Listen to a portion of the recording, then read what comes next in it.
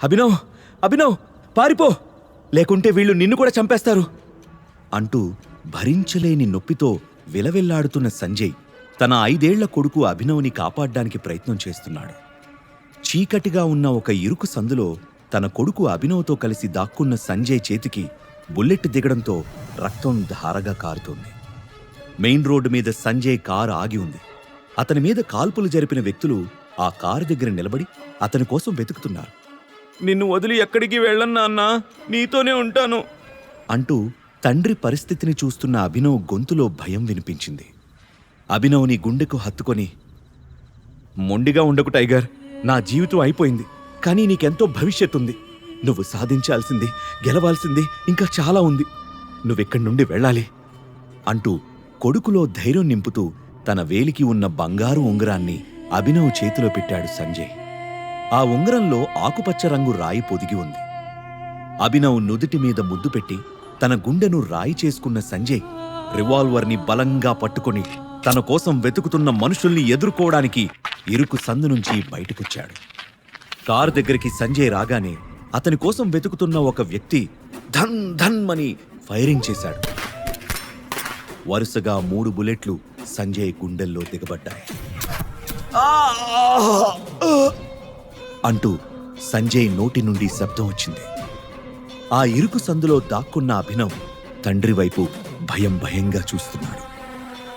ఈ నీచుల్ని గుర్తు పెట్టుకో టైగర్ అని గట్టిగా అరిచిన సంజయ్ గాలికి కొట్టుకుంటున్న ఆకులా రెపరెపలాడుతూ నేల మీద పడిపోయాడు. నాన్నా అంటూ గట్టిగా అరిచిన అభినవ్ ఉలిక్కిపడి నిద్ర నుండి లేచాడు. అతని ఒళ్లంతా చెమటతో తడిచిపోయింది. అనూహ్యంగా గుండె దడదడమని కొట్టుకుంటుంది. 18 ఏళ్ల క్రితం జరిగిన ఆ దుర్ఘటన ప్రతిరోజూ కల రూపంలో అతన్ని వెంటాడుతోంది. గుండె నిండా ఊపిరి పీల్చుకుని 2 చేతులతో గట్టిగా మొహాన్ని రుద్దుకున్నాడు. తండ్రి ఇచ్చిన ఉంగరం గరుకుగా అతని మొహాన్ని తాకింది. దానివైపు చూస్తూ బెడ్ మీద నుంచి లేచి వాష్రూంలోకి వెళ్ళిపోయాడు. హైదరాబాద్లో డెలివరీ బాయ్గా పనిచేస్తున్న అభినవ్కి తను చేస్తున్న పని మీద ఎలాంటి ఇష్టం లేదు. అనాథాశ్రమం నుంచి బయటకు వచ్చిన తర్వాత సర్వైవ్ అవ్వడానికి మాత్రమే అతని పని చేయాల్సొస్తుంది. బోరింగ్గా సాగుతున్న అభినవ్ లైఫ్లో జోష్ నింపుతుంది అతని గర్ల్ ఫ్రెండ్ వైభవి. ఇవాళ ఆమె పుట్టినరోజు అవడంతో ఆమెను తొందరగా కలుసుకోవాలని, హ్యాపీ బర్త్డే చెప్పాలని ఆరాటపడుతున్నాడు. డ్యూటీ పూర్తి చేసుకుని బేకరీ షాప్కి వెళ్లిన అభినవ్ గ్లాస్ షెల్ఫ్ నుంచి కనబడుతున్న చాక్లెట్ కేక్ని చూపిస్తూ, భయ్యా దీని కాస్ట్ ఎంత అంటూ షాప్ అతన్ని అడిగాడు.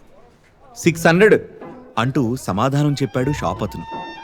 అబ్బో అని మనసులో అనుకుంటూ, ఇదెంత భయ్యా అంటూ ఒక పేస్ట్రీ వైపు చూపించాడు అభినవ్.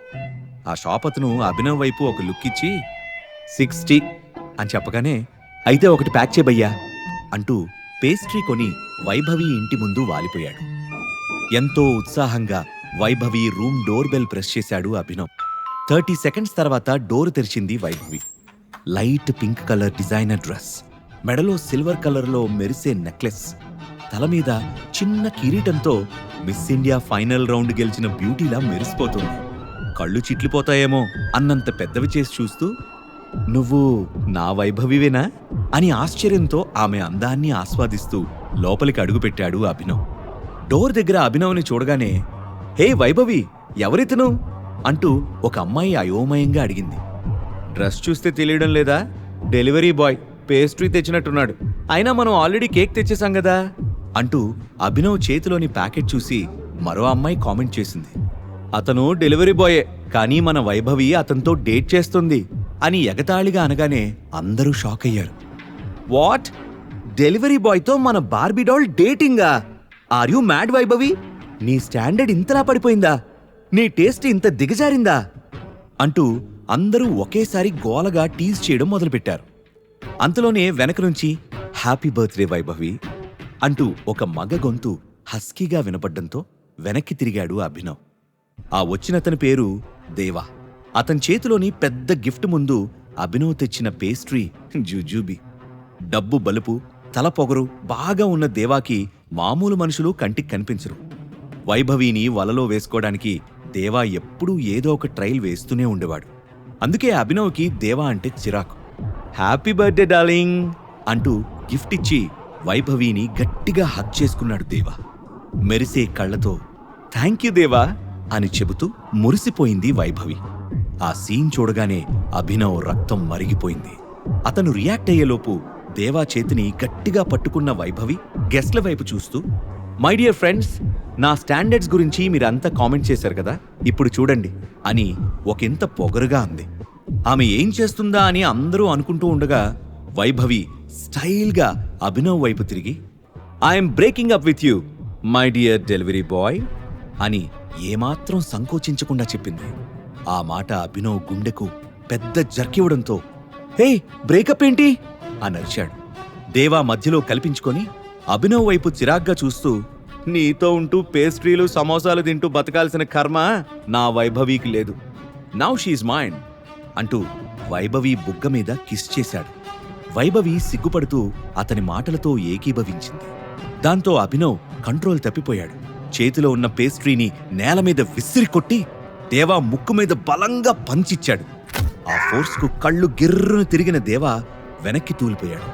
ఆ తర్వాత వైభవి వైపు అసహ్యంగా చూస్తూ, తప్పు చేశావు వైభవి, ఇలా చేస్తావని అస్సలు అనుకోలేదు అంటూ పంటి బిగువున బాధని ఆపుకుంటూ చెప్పి అక్కడి నుంచి వెళ్ళిపోయాడు. కొంత సమయం తర్వాత కళ్ళ నిండా నీళ్లతో, చేతిలో ఫుల్ బాటిల్ మందుతో ఫుట్పాత్ మీద కూర్చొని డ్రింక్ చేయడం మొదలుపెట్టాడు అభినవ్. ఒక్కో గుటక గొంతులోకి జారుతూ ఉంటే వైభవి బుగ్గ మీద దేవా ముద్దు పెట్టుకున్న సంఘటనే కళ్ల ముందు కదులుతోంది. నమ్మక ద్రోహం చేశావు వైభవి అని కసిగా ఖాళీ బాటిల్ని నేలకి విసిరికొట్టి పైకి లేచాడు. కాని అప్పటికే మత్తు తలకెక్కడంతో తూలి ఫుట్పాత్ మీద పడిపోయాడు. మరికొంత సమయం తర్వాత ఒక కారు వేగంగా దూసుకొచ్చింది. డ్రైవింగ్ సీట్లో ఉన్న సన్నీ స్టీరింగ్ మీద చేతులు బిగించిన తీరు చూస్తే అతను చాలా కోపంగా ఉన్నాడని తెలుస్తుంది. తాతయ్య దృష్టి నా మీద పడాలంటే అనన్యను సైడ్ చేయాలి. ఒకే ఒక్క ఐడియాతో అనన్యను నా రూట్ నుంచి క్లియర్ చేయాలి అని ఆలోచిస్తున్నాడు. స్పీడ్ బ్రేకర్ దగ్గర కార్ స్లో చేసిన సన్నీకి ఫుట్పాత్ మీద పడి ఉన్న అభినవ్ కనిపించాడు. వెంటనే సడన్ బ్రేక్ కొట్టి కారు దిగి అభినవ్ని పైనుంచి కింద వరకు పరిశీలించి చూసి మనసులోనే నవ్వుకున్నాడు. తెల్లారేలోపు అనన్య గదిలో వీడుండాలి, ఈ బంపర్ ఆఫర్ మిస్ అయితే మళ్ళీ మనకు ఛాన్స్ దొరకదు అంటూ తన మనుషులకి ఆర్డర్ వేశాడు సన్నీ. సన్నీ ఉద్దేశం వాళ్లకి అర్థం కాకపోయినా అభినవ్ని లాక్కెళ్లి కారులో పడేశారు. కారు డబుల్ స్పీడ్లో వెళ్లి ఒక పెద్ద హోటల్ ముందు ఆగింది. వీడి ప్యాంట్ తీసేసి అండర్వేర్తో రూమ్ నెంబర్ 409లో బెడ్ మీద పడుకోబెట్టండి అని తన మనుషులతో చెప్పాడు సన్నీ. అతను చెప్పినట్లే అభినవ్ని 409 రూమ్కి తీసుకెళ్లి అప్పటికే అక్కడ నిద్రపోతున్న సన్నీ చెల్లెలు అనన్య పక్కన పడుకోబెట్టి డోర్ క్లోజ్ చేసి వెళ్ళిపోయారు. నెక్స్ట్ డే మార్నింగ్ మంచి నిద్రలో ఉన్న అభినవ్ పక్కకి తిరిగినప్పుడు అతని చేతికి మెత్తని మరో చెయ్యి చల్లగా తాకింది. ఈ ప్రశ్నలకు సమాధానాలు తెలుసుకోవాలంటే నెక్స్ట్ ఎపిసోడ్ వినాల్సిందే. క్రింద ఇచ్చిన లింక్ ని క్లిక్ చేసి పాకెట్ ఎఫ్ఎం యాప్ ని ఇన్స్టాల్ చేసుకోండి. Stay tune to pocket FM.